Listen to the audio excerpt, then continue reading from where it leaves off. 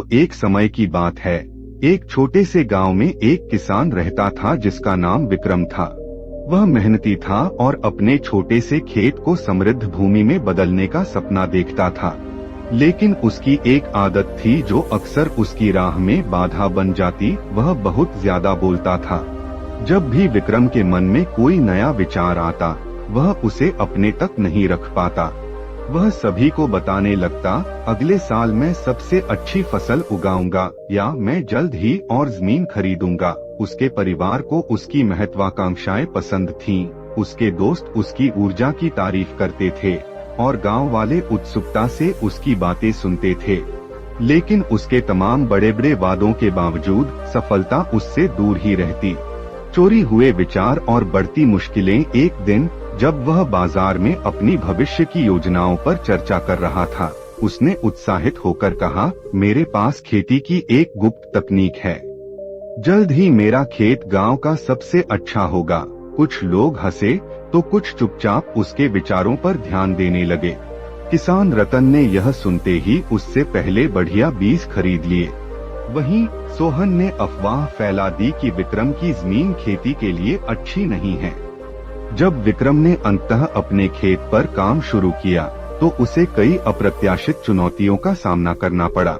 उसके विचार चोरी हो गए और जिन लोगों से उसे समर्थन की उम्मीद थी, वही उसके सबसे बड़े विरोधी बन गए। विक्रम बहुत हताश महसूस करने लगा। गुरुजी की सीख। एक शाम वह गांव के मंदिर के पास उदास बैठा था। वहां से गुजरते हुए गुरुजी ने उसे देखा और पूछा, बेटा तुम इतने चिंतित क्यों लग रहे हो? विक्रम ने गहरी सांस ली और कहा, गुरुजी मैं मेहनत करता हूँ, लेकिन सफलता मुझसे कोसों दूर रहती है। जब भी मैं कुछ योजना बनाता हूँ, लोग या तो मुझे हतोत्साहित करते हैं या फिर मेरे विचारों का फायदा उठाते हैं। गुरुजी मुस्कुराए और बोले, मैं तुम्हें एक कहानी सुनाता हूँ। दो व्यापारियों की कहानी। बहुत समय पहले एक राज्य में दो व्यापारी रहते थे, राज और देव। दोनों ही अपना सबसे बड़ा व्यापार स्थापित करना चाहते थे। राज अपने सपने को लेकर बहुत उत्साहित था। वह हर किसी से अपनी योजनाओं के बारे में बताता, मैं दुर्लभ मसालों का व्यापार करूंगा या मैं सबसे बड़ी दुकान खोलूंगा। लोग उसकी बातें सुनकर उसकी तारीफ करते, लेकिन कुछ चालाक व्यापारी उसके विचारों की नकल करने लगे। कुछ ने उसे हतोत्साहित किया, यह असंभव है। राज अपनी बातों और सफाई देने में इतना व्यस्त हो गया कि काम पर ध्यान ही नहीं दे पाया। वहीं देव चुपचाप मेहनत करता रहा।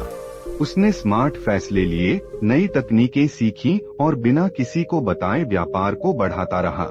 जब लोगों को देव की सफलता का पता चला, तब तक वह राज्य का सबसे अमीर व्यापारी बन चुका था। राज ने देव से पूछा, तुम सफल कैसे हुए जबकि मैं असफल? देव ने मुस्कुराकर उत्तर दिया, शब्द तीरों की तरह होते हैं, एक बार निकलने के बाद वापस नहीं आते। मैंने अपने काम को बोलने दिया। गुरुजी की कहानी सुनकर विक्रम को अपनी गलती समझ में आ गई। मैं अपनी ऊर्जा बोलने में खर्च करता हूँ, जबकि मुझे काम पर ध्यान देना चाहिए। इसके बाद विक्रम ने अपनी योजनाओं के बारे में लोगों को बताना बंद कर दिया और चुपचाप अपने खेत में काम करने लगा। उसने बिना किसी को बताए नई तकनीकों को आजमाया, अच्छे बीज खरीदे और पूरी लगन से मेहनत करने लगा।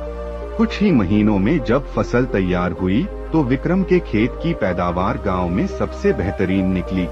वही लोग जो कभी उस पर हंसते थे, अब उसकी तारीफ कर रहे थे।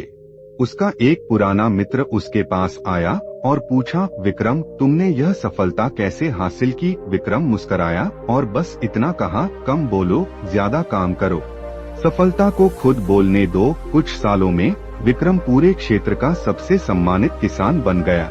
उसने गांव के अन्य किसानों को भी सिखाया कि सफलता बातों से नहीं बल्कि कर्मों से आती है।